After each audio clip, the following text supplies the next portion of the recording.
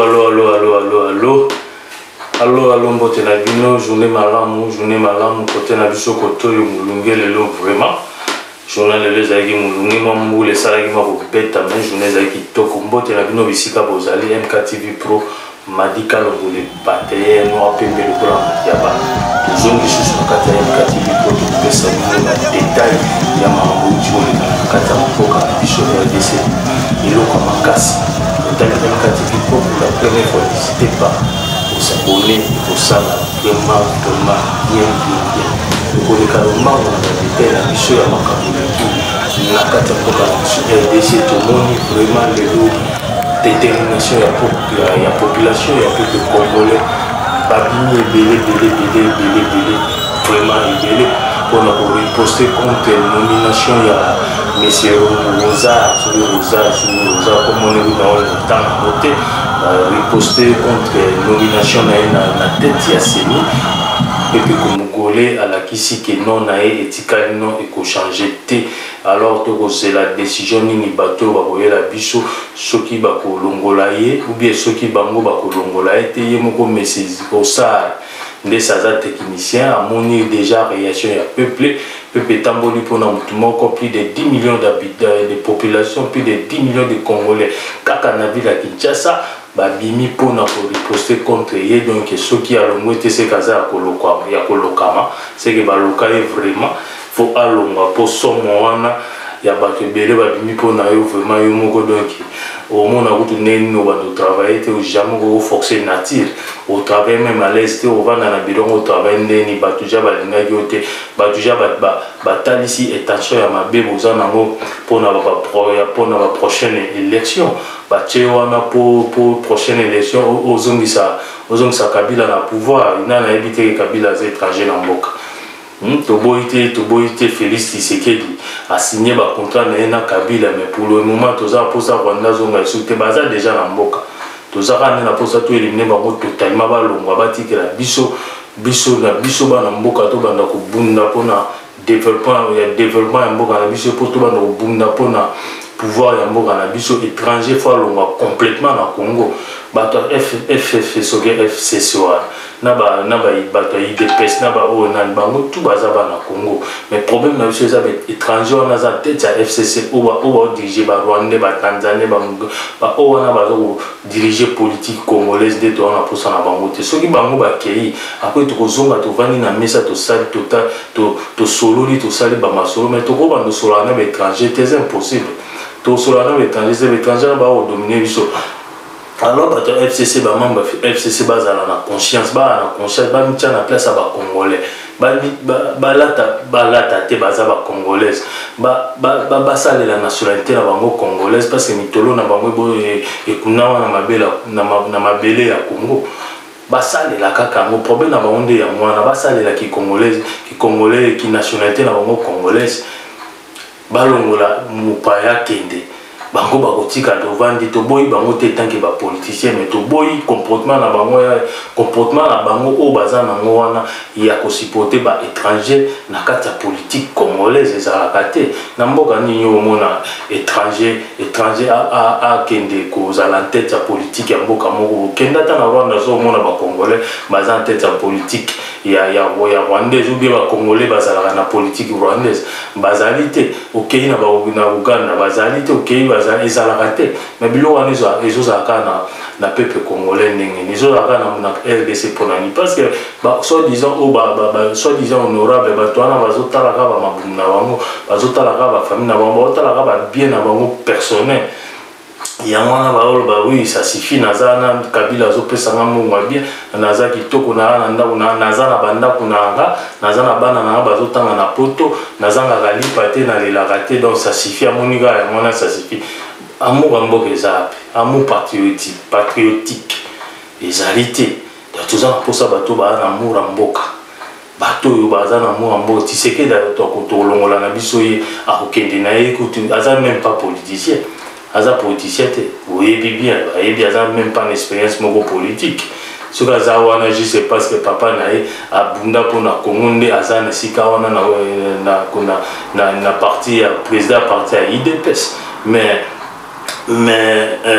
nakoloba ndesi ndenge compétence n'est tant qu'un politicien a la compétence mon côté et au monde on a la façon na pour agir na ba discours na ba temps zo ko ça ba discours na et zo concorder te na ba événement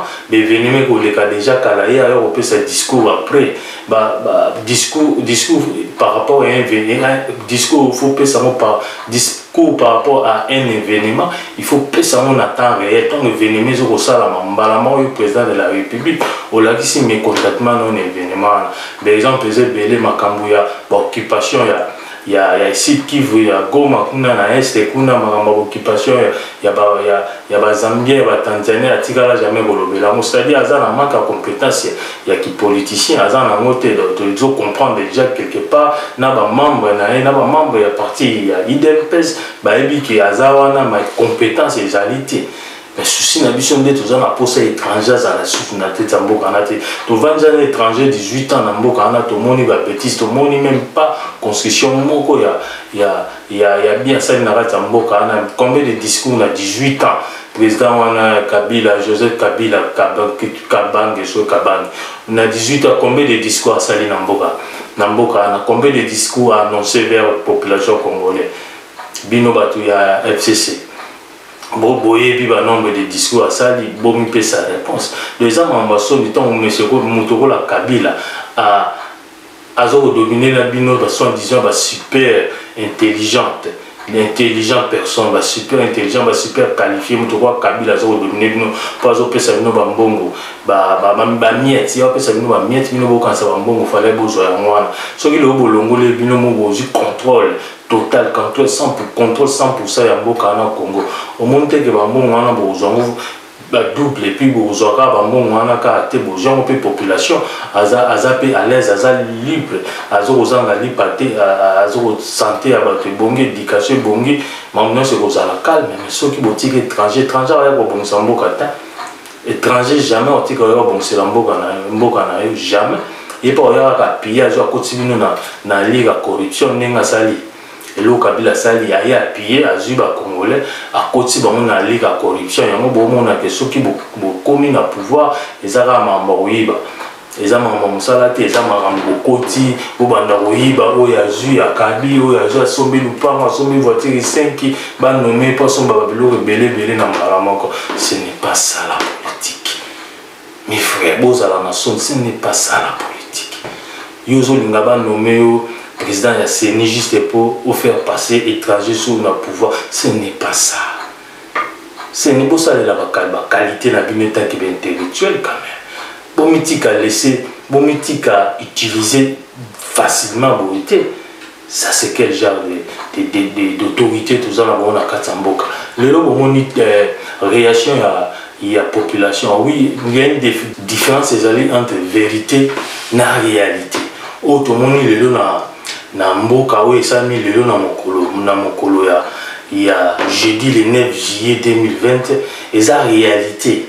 vérité c'est vrai vérité to moni que non batu ba voter rosa bino kuna na nini bo voter rosa dirigeant azala na chef ya CENI mais réalité lobby différent réalité lobby que balingi était population plus de 10 millions de 10 millions de personnes d'habitants na Kinshasa batamboli pour manifester mécontentement na bango na nomination ya monsieur Rosa kana kini plus de 10 millions osozo osami na Lubumbashi ozuba o babimi na Beni kuna na Beni partout babimi ba région belé boyebi bato babimi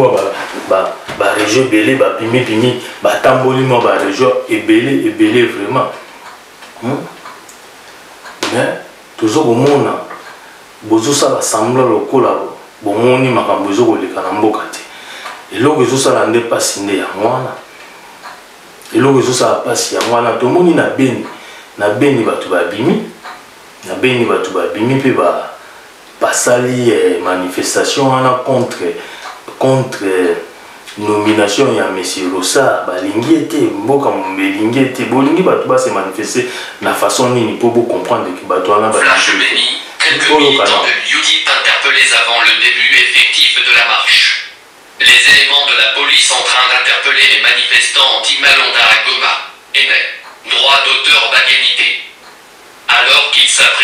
marché selon l'appel du Directoire national de l'Union pour la démocratie et le progrès social, UDIP. Certains militants ont été interpellés par la police en ville de Béni. Ils ont été embarqués dans une jeep de la police nationale congolaise commissariat urbain de Béni. Pour le moment, d'autres militants sont encore au bureau permanent de l'UDIP en attendant le début effectif de la marche. Toutefois, la police vient d'arriver sur place pour appeler les militants au respect des lois du pays. À suivre. Dieu bon Mugenze depuis Béni. Voilà, oui, ça m'a bien, bien, écoute, basali la bango stratégie, ba policier, ba keko kanga bango kutu, na ba siège avant kutu ba tuba ba na robima, mais malgré ça, ba tuba bimeki kaka, o eza eleki na kati ya Béni, ba balakisi mes contactements na bango, olandi bino mokonde audio ezo koloba, ezanga te, eza MKTV Pro te biso to yaka na ba masoleza na tozana ba évidence, ba toana ba preuve en appui. Ba audio zo koloba déjà na Béni oka na Béni na tsheli bino na zana mususu pe ya Lubumbashi et na ezo makambo ezo elekani partout ba yota ki un individu yo moko o garder personnalité na yo o battre la vie na yo o garder personnalité ya famille no personnalité ya mwasi na yo respect ya bana na yo donc so payer pe au sar malon na mwaza na bana a garder pas à gêne za gêne ko la biso a garder respect wana tant amoni mboka mo baba telemika pona mutu moko ye akolo bate vraiment désolé poste ana na nzalaki mana poste ko sala ngo même ozali na poste sala ngo avec honnêteté mais aussi longtemps que au monde déjà population a manifesté contre nomination déposer l'affaire c'est facile pour ni bato baza faire play au ko la politicien tout monde a ya poto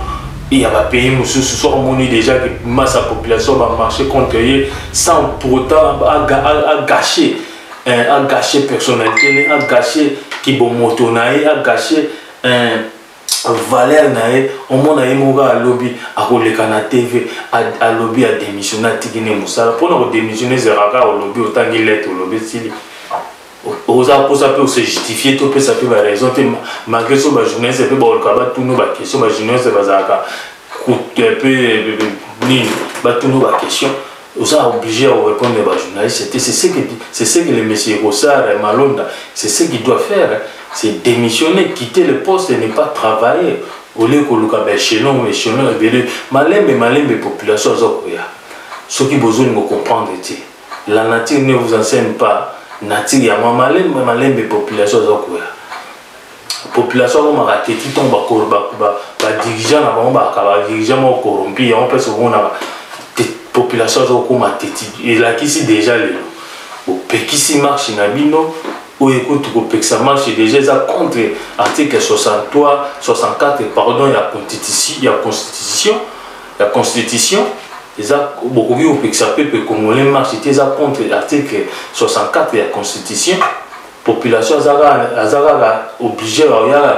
il y a bisabino que to marché mais bino gouvernement ou gouverneur la ville de Kinshasa aux toi ya opekisa bango te pour que ça va raison na yo que non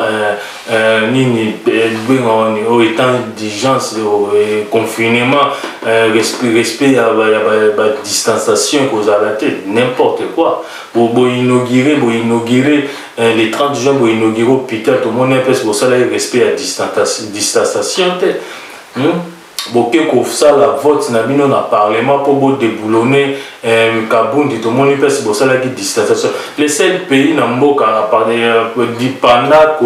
pendant confinement où il y a malade à Covid-19 les seuls pays na ya mokili RDC bango ne ba gouvernement na bango zo ko kendo siéger na ba parlement ba koti en physique ba zo ko siéger mais tout le monde na mboka mususu ba zo siéger te parce que bango nyoso mboka zo la saketozana bazana état ya urgence oya biso Congo ba koloba no bango mo autorité ba opé ces empêter ba okendo vanda na ba parlement c'est que population on demande que malade wana vraiment ils ont existé population ko moyen andime exact parce que bateau ba ocha ba loi na population ko mon ezanga po ba pinir ba mo juste bazara déjà na nzala na bango bokangi ba mo déjà ba cop na bango ni sala na Gombe bokangi déjà allez bino moko to bozo kipete ba loi na bino moko bozo ko pesa ba bimate ba sangana te bino moko bozo ko respecter ngote population on dimate que Covid-19 existe biso toza na poto to mona ba gouvernement ko siéger ba parlement pardon ba parlement nyonso ya Europe jusqu'à présent na mabandi ko siéger bazo ko solola ka na ba ligne na internet na online na ba vidéo na ba Skype bazo sa ba réunion na bango bongo mais bazo kutana te ke ba kene na parlement ba vanda ba solo mais to moni ya biso ba parlementaire na biso bazo kutana nyonso wana ni moyen population andima bino que non malade wana COVID-19 eza na Congo moyen d'immédiate voilà marche les cas qui marche bandaki na bien pacifique bazo protester na bango plus de 10 millions na Kinshasa de na lobi na bino bato bimaki na nzela vraiment voilà donc bilé zali 3 morts 3 morts plus de 7 blessés tout le monde dit bah député monsieur supérieur bah tamboli na population comme c'est Jekoko tout le monde dit bah on a kati moto na babenga yoto Isares na Kombo Kiminga na kozonge la Kombo yé pas avec na kati bah moi bah honorable monsieur supérieur bah marcher na population mais malheureusement tellement police tout marche le bosso police avec na mundo qui était marche tout ba na mundo qui 3 morts plus de combien de policiers nous sont bazoki je pense que 7 policiers blessés et puis 3 morts na côté il y a protestants côté il y a bateau protester 3 morts 7 policiers blessés pour ni ko ya robeta masasi policiers za na pona ko encadrer il y a encadrer marche soit mon encadrer il y a quoi soit un policier mon qui a encadrer marche était azana juste pour contrôler, regagner ordre public, ordre public. Mazana pour nos bon matin, que betara massas, policiers ont bamana libanga. Et n'ala zo comprendre. Policiers à logo de libanga babambi et pas bambi. Voir même la pollution on peut que tout bazo tinda bango, baza même pas la protection, baza même pas bango nyo sauter ou baza na ba casque. Ba casque ya mituana ba protection ba banini wana ba baza na ngope ko tute ba baza bazo boka gaz ba mo baza na ba protège à gaz wana te ba masque à gaz baza eloka ya koka mboka ngope na ba pollution pe bazo chaka ba vie na bango vraiment ka na danger bazo tinda bino ko ke ça l'intervention boza même pas protégé boza même pas police eza même pas na ba casque na ba masque ya ba gaz lacrymogène bango mo boaka gaz yo police boaki gaz on ezongeli yo moko oza même pas na masque ya ko se protéger yo moko bozo kende ko tia ba vie na bino moko en danger na population belé bongo police ko quitter parce que population est belé population ezalaka na mboka nyonso population ezalaka toujours ebele koleka pour institution police ba policier na bonaka population soka tomboki ba bimé belé na balaba police ezalaka toujours débordé to moni lelo exemple to moni lelo to moni police comme police ba policier ba débordé lelo ba koki ko contrôler parce que bato ba bimé belé bon soki bato ba politicien bazo continuer kana ba buzo bala oui ça va leçon on a déjà ba meka ko changer façon na bango ya politique ba tala ba meka ko améliorer ba tala ba bango te parce que ndeto zo ke nebo soit to kende na guerre civile soit to kende na révolution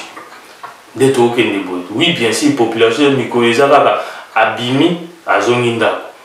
abimi à ce qui a sali protestation azonginda mais un jour ezali les jours jour ezali aux population kobima zongité population akobima akozonga ndako te ti bokolongwa na baposte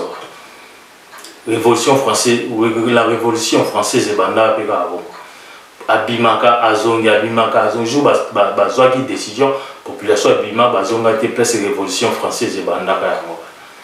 donc c'est le moment ba politicien ou ya petit ba politicien ou ya miyipi o bazo kotala ka mabumu na bango c'est le moment ba bongisa politique na bango c'est le moment FCC o yazo lukaka kazongisa mutu na bango kabila étranger azongisa sous na tête ya mboka sous prétexte que non a signaki ba contrat na Félix ba contrat na signaki na Félix Tshisekedi azam kolomboka a signé contrat na Félix Tshisekedi et un individu Félix Tshisekedi a un individu aussi signé contrat à protéger na makamba pouvoir à protéger ba kangayote Félix Tshisekedi dans un individu population ubelé so ba bimi ba ebisi c'est Félix Tshisekedi ba contrat nesi au Rosalani solo Rolanda Félix Tshisekedi bo se rendre ba compte binomi balé on est à la binomi balé mais population ça la population Tshisekedi azana population population wana yefa ala la population azana posa wala na institution na binote bino bato FCC bozo koloba IDPS aya na institution po boyebi ke na institution boza ba majorité kuna soki IDPS aya na institution bocha ba vote na bino tellement boza ba majorité na parlement bobandaka ko gagner parce que bolingi mboke bongate bolingi justice ça là c'est ça yango bo bengeka na ba institution bo bengeka ya na ba institution yé pas zo ki ma bino ba institution yé pas kangami ka na population pas ebi ke bino bo bukani population to lege belé bo monate la voix du peuple c'est la voix de Dieu boyoka non la voix du peuple c'est la voix de Dieu peuple congolais courage bravo vraiment donc mitano na bino ya mwana 10 na bino ya mwana na pesi bino courage babilo ba boyende biso tozo kolinga bozo finga mapeto pour peuple moko ndenge nini o peuple zoba te lelo siko tondimiki maloba o biso ba diaspora ya libanda to koloba ezo kokomela bino na matoi malembe toyebi ke bosala nyonso na mokolo moko te mais un jour kakande bobandi boye petit à petit l'oiseau fait son nid toyebi bozosala ngo malgré banzala na bino bosala ngo ba o belé pe babimi toyebi ke babimi bazongi pe parler boyelo pa oleza ta komi pe kotepa toyebi nyonso wana bozosala ngo pour l'amour de ton pays ozo perdre l'autre bimi ozongi na parler lo oleza te toyebi babambi yo bagazi nazo le koti nazo le sali bo toyebi bozosala ngo pona yo te ozosala ngo pona bolingo ya mboka na yo ozosala ngo pona fitiri ya bana na yo ozosala ngo pona développement ya lobi ya bana na yo ozosala ngo po olingi te lobi bamiyibi oyo bacontinue olingi lobi to ya na bato baza honnête badirigeant oyo baza respectable oyo barespectaka bamaloba na bango bahonorable oyo baza vraiment honoré bango mo mpe bahonoraka nanu premièrement la population avant population azongisela bango honneur wana bozo kobunda mpona futur bozobunda mpona futur ya bana na bino bozobunda mpo lobi soki yokufi ozala na histoire otikaki na mboka na yo ezala te kokoli mwana oboti yokoli na pasi mwana pasi okolaka na pasi mwana tuni yo question papa osalaki nini tala mboka oyo bimisinga na moki ozangi réponse akopesa ye mais na biloko nyonso oyo bozosala bahistoire baarchive ezokotikala ata jour yango okoli okoka soki koloba te okobeta na YouTube olakisi ye baarchive tala na dati boye tobimaka mpo na développement ya mboka tala papa no mpe azalaki na kati ya marshe oyo baarchive etikalaka okolatisa bana réponse okopesa bana mais kovandi na ndako okoya mowumbu moko boye obujaka te ondimi odefaka lipa ntongo midi pokwa eloko akoli oyebi te olamuki na ntongo oyebi mpesa kobandela ya kolia te soki ozoyeba mpesa kobandela ya kolia te boya kobandela koluka mosala kobanda ona ndeko ovandisi kobana no siko boti mpe kaka na souffrance mpe bakola batundi papa mais bobunda te mpona mboka oyo ozangi réponse akopesa parce que ovandaki na ndako oyo bozosala lelo badémonstration bozosala eza mpona bolingo ya pays premièrement deuxièmement eza mpona bana na biso eza mpona futur ya bana na biso troisièmement eza mpona futur développement ya mboka na biso oza mpe na histoire okritiki na mboka moto azalaka na histoire na mboka na ye biso tovai na bamboka mipaya toza na histoire moko ya korapporte art histoire ezaka oyo torapporte eza na mboka na biso donc yango arrivera un temps na baage moko il faut tozonga parce que histoire na biso eza il faut tozonga parce que histoire eza ino audio makambo elekaki na bonjour ma audio ya Lubumbashi je pense otiela bino ngo ya Kisangani pardon ya Kisangani Natela bino ya Kisangani bolo boyoka parce que la preuve ezali belé bolanda so audio kama kamboleki ye jeudi et le 19. Kisangani Marchanti Malonda, des interpellations signalées. Quelques manifestants UDIP Kisangani embarqués dans une pick-up de la police lors des interpellations de ce jeudi matin, photos et mails. Les éléments de la police nationale congolaise de la ville de Kisangani ont procédé dans la matinée de ce jeudi 9 juillet 2020 à des interpellations de quelques militants de l'Union pour la démocratie et le progrès social, l'UDIP, qui ont tenté de manifester contre l'entérinement de Ronsard Malonda à la tête de la Commission électorale nationale indépendante, CENI. Pourtant non autorisés, quelques membres de cette formation politique ont superbement ignoré la décision de la mairie de Kisangani qui, le mardi 07 juillet dernier, interdisait la marche prévue ce jour. Ils ont forcé à marcher répondant présent à l'appel leur lancé par les responsables de l'UDIP Chopo.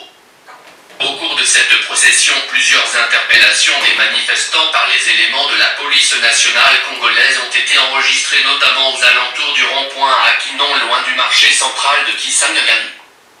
Pompombi Yokobana depuis Kisangani.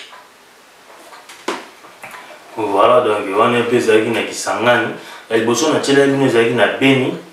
Siko ya mibale ono tshotsa siko eza ya na oileki na Kisangani. Tu vois, donc le peuple congolais a tamboli Congo mobima et marché et protester contre les nominations et M. Wan. Donc M. Wan il faut à la humain, il faut utiliser ma capacité intellectuelle. Alors ça veut dire que Azam Tamaele a tendance à la démission à travailler pour ce qu'a travaillé c'est que local à taper couteau à travailler que non azar pe kaka ya kolokama ba lokai kaka parce que yo mboka mobimeta mbola pona yo mutu moko oza ya kolokama il faut que l'autre na bakoko na yo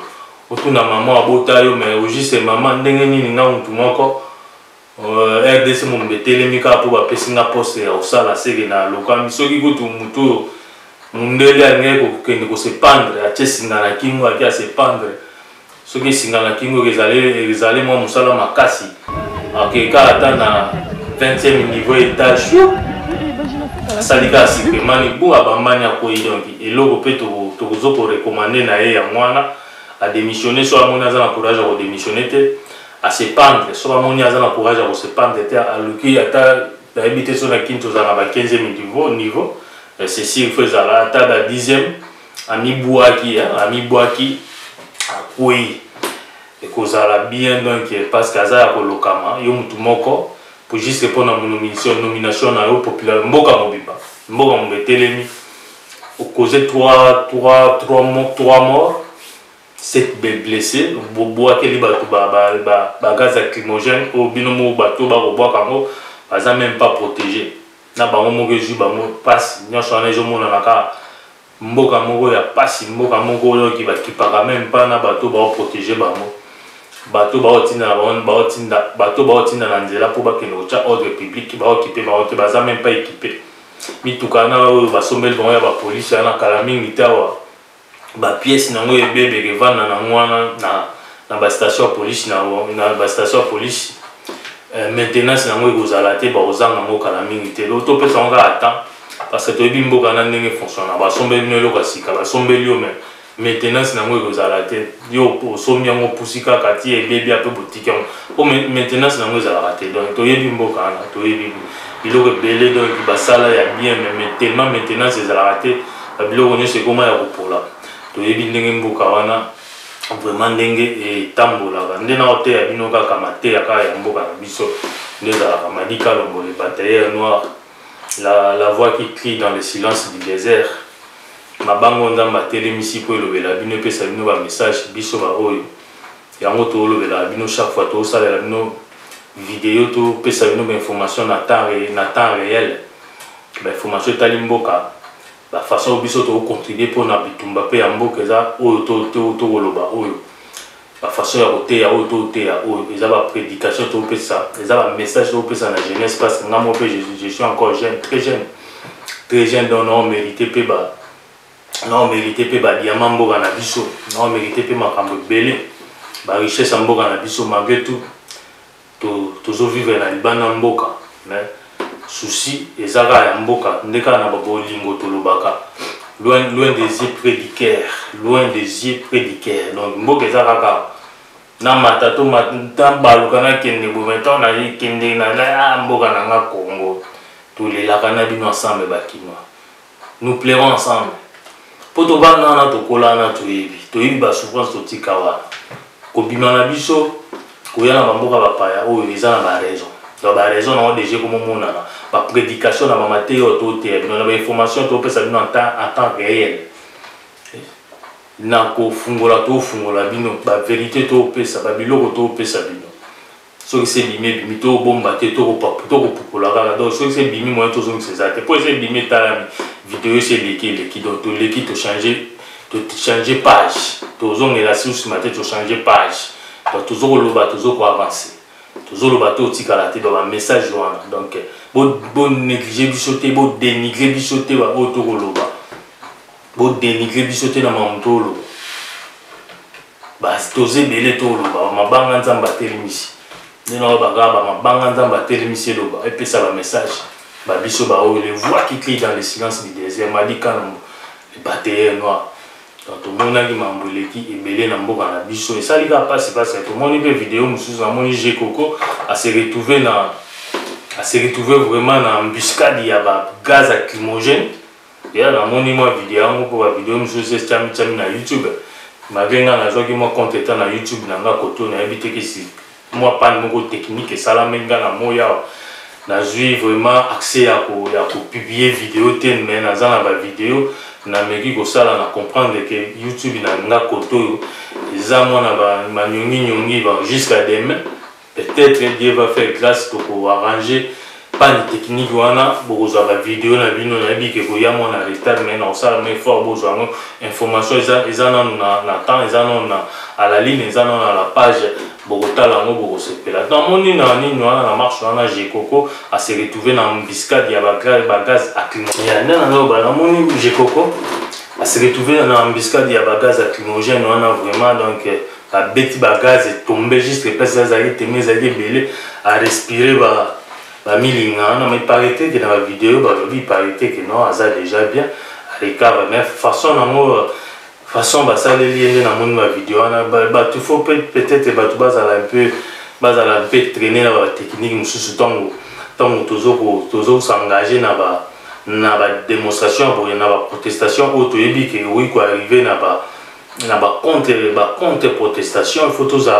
traînaka na ko senga na ba leader oyo bazo organiser ba leader ba groupe wana bazo organiser ba marche wana ba meka ko traîner quelque batu na bango ndenge ni ba koki ko banda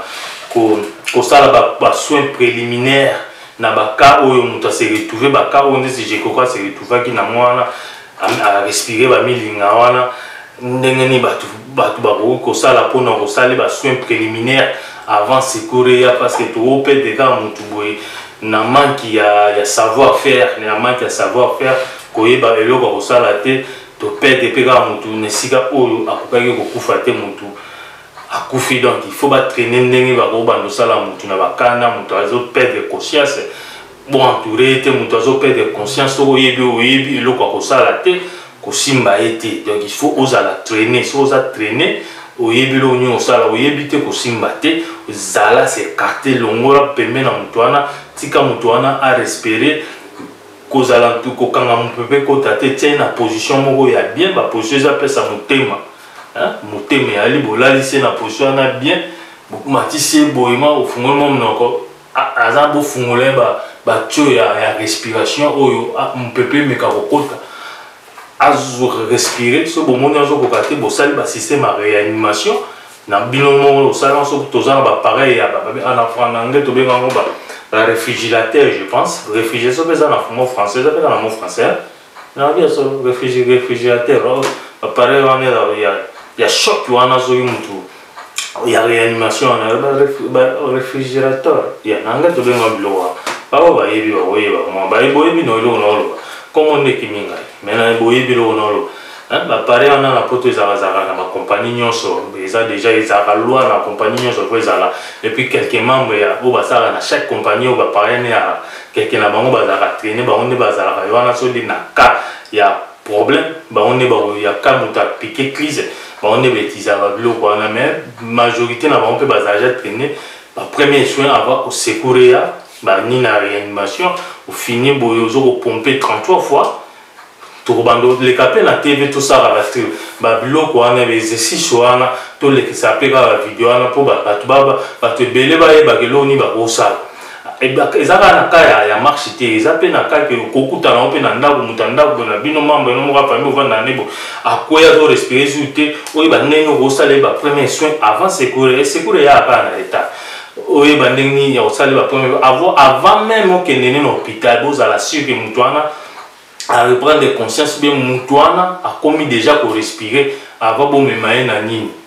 na hôpital ko meka ko sali na ba soins préliminaires na bando sa ba vidéo ja wana ya ko traîner batu na sali vidéo na la sa batu ndenge nini o sala batu ba principe ba soins préliminaires ba réanimation position ni no cha mutu so mutu azoko respirer te lo ni no ko sala position ni no cha mutu wana na vraiment na ko se préparer en conséquence na bando sa ba ja ba vidéo na je pense que sunga pe communauté na biso mingi ba oyo ba kozala abonné na chaîne na biso MK TV Pro bako bandora te ba biloko wana te vraiment na chona programme il faut to bandolo bela ba biloko wana et kozala biloko moi bien parce que na moni ma vidéo na selenga passe heureusement dans ma batelier parce que ba yeba ni bato bazaki ne ba entouré ba kanina mu pepe ole batikele mu pepe po ya melimi linga ole batikele mu pepe azana poza mu pepe ba tient na position mo bien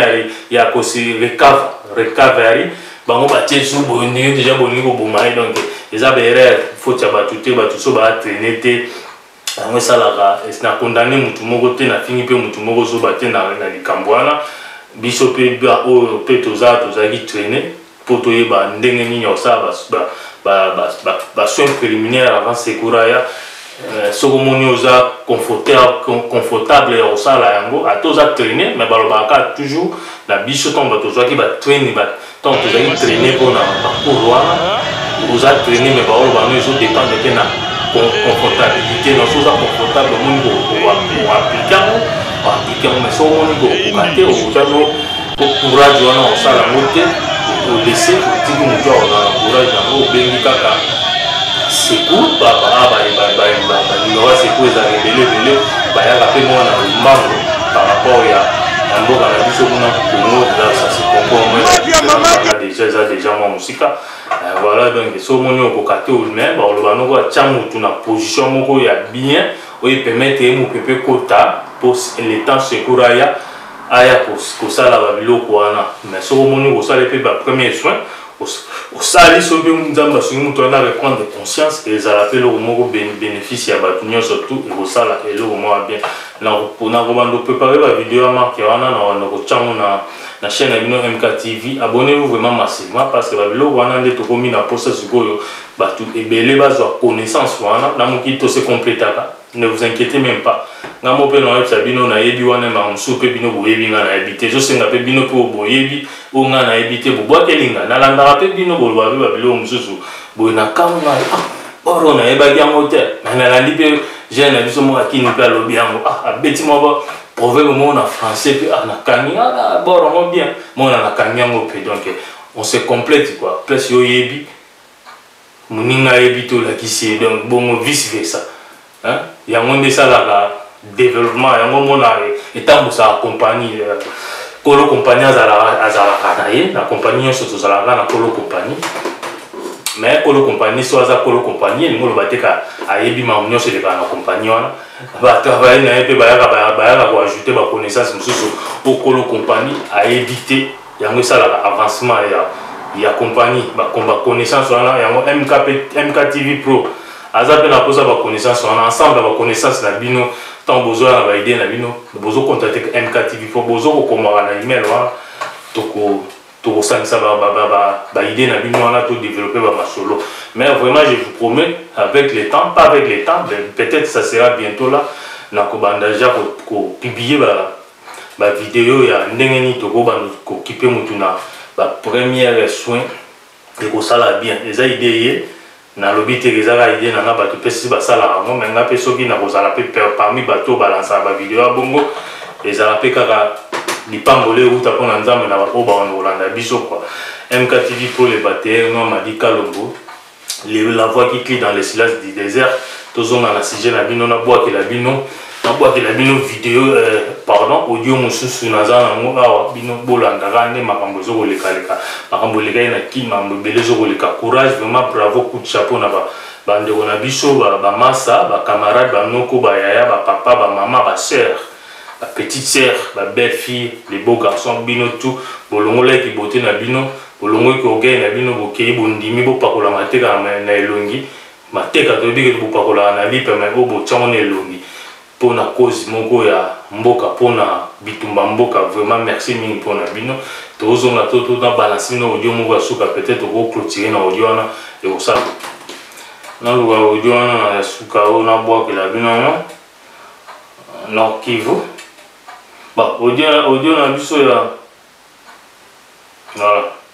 Bah, on a ça sur audio moko suka bah na des audio sur na boka la bino par rapport à makambo leki na Beni makambo kaka ya protestation contre nomination ya monsieur Rosa Malonda voilà et il y a un policier un officier à police a déchiraki a pasolaki drapeau ya IDPS na Beni kuna donc les policiers a pasolaki drapeau ya IDPS vraiment ba te bele ba sepele na acte wana te parce que on les acte moko politique alors que policier ko kota makambo ya politique te oui pe ki sa ba tout ça ordre public mais ko passe la drapeau ya nini te. Un officier de la police déchire le drapeau de l'UDIP lors d'une marche étouffée. Pardon na bandela ngopo bo banda bo kamo bien. Police nationale congolaise a déchiré un drapeau du parti politique de l'Union pour la démocratie et le progrès social, l'UDIP, en ville de Beni ce jeudi 9 juillet 2020. La révélation a été faite à électionnet.com par le porte-parole de la coalition Camp pour le changement cash. Innocent Borahuzi soutient que cet acte déplorable a été commis lors de la dispersion de la marche initiée par le cash afin de protester l'entérinement de Ronsard Malonda à la présidence de la Commission électorale nationale indépendante, CENI. Il fustige également l'arrestation d'une dizaine de militants.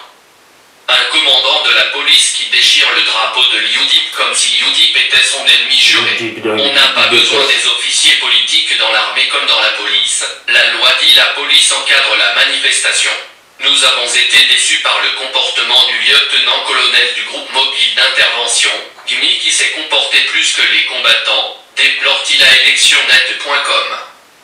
En rappel, cette marche a été stoppée au bureau permanent de l'UDIP Beni alors que les militants voulaient descendre dans la rue. Toutefois, la police a escorté quelques membres jusqu'à la mairie de Beni où un mémorandum a été remis au maire d'intérim de Beni, Bakwanama Modeste.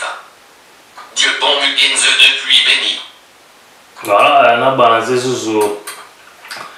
Nini Msusuka na Nord Kivu. On a juste une information na Nord Kivu. Voilà l'information sur la vision que non voilà dans moment muké na zan information msuka na Nord Kivu. Nord Kivu le groupe rebelle NDC bar AR donc le groupe rebelle NDC bar R destitue son leader et se dit prêt à se rendre à l'armée. Donc si j'en ai ça donc groupe na Nord Kivu groupe rebelle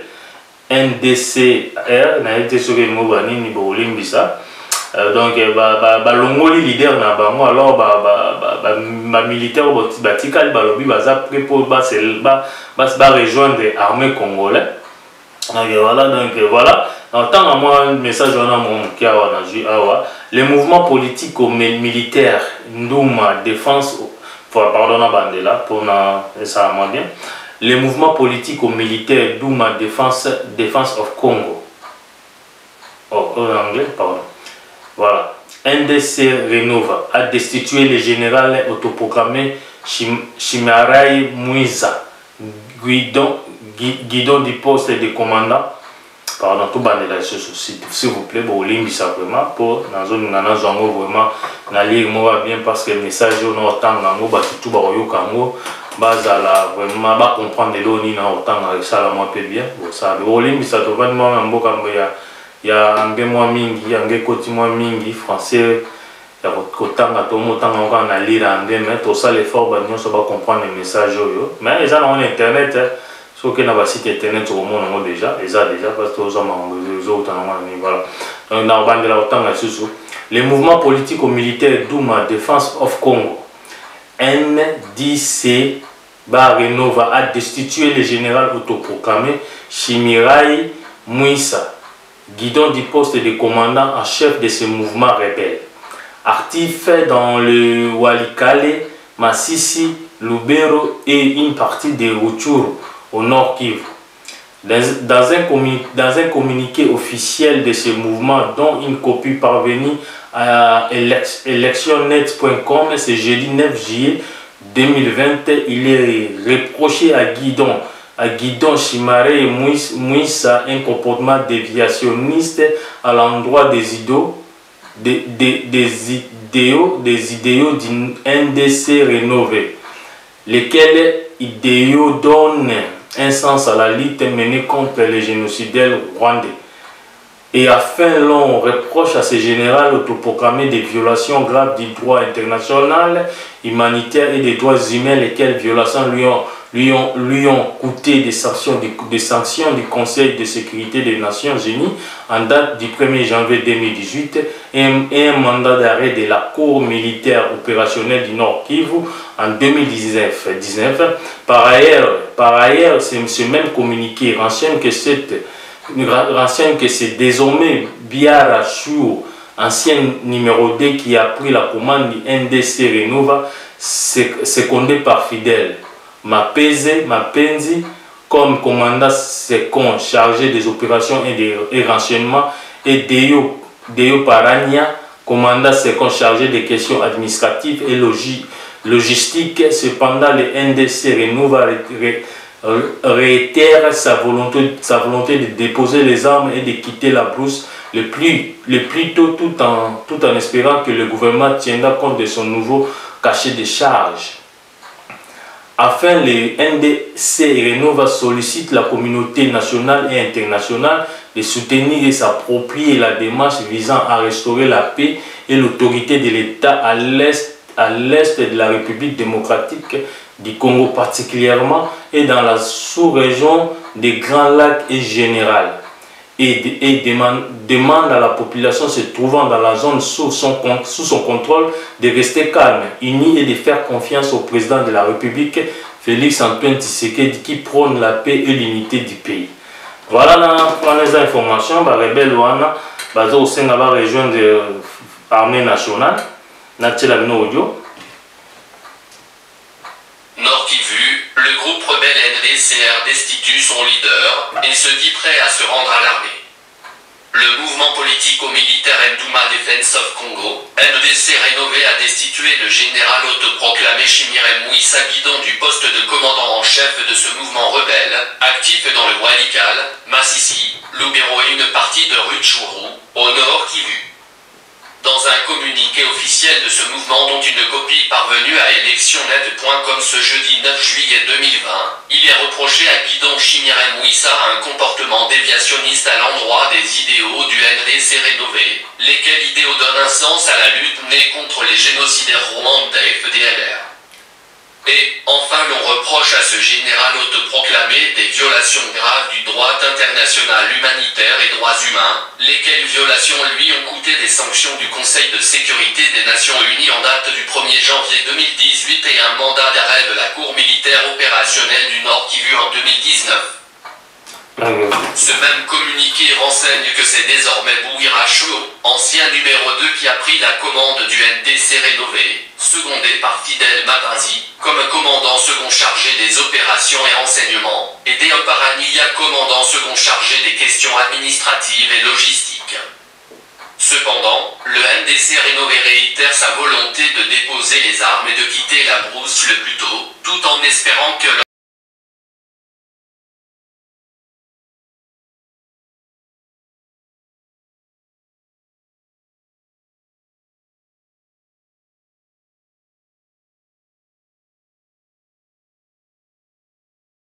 particulièrement, et dans la sous-région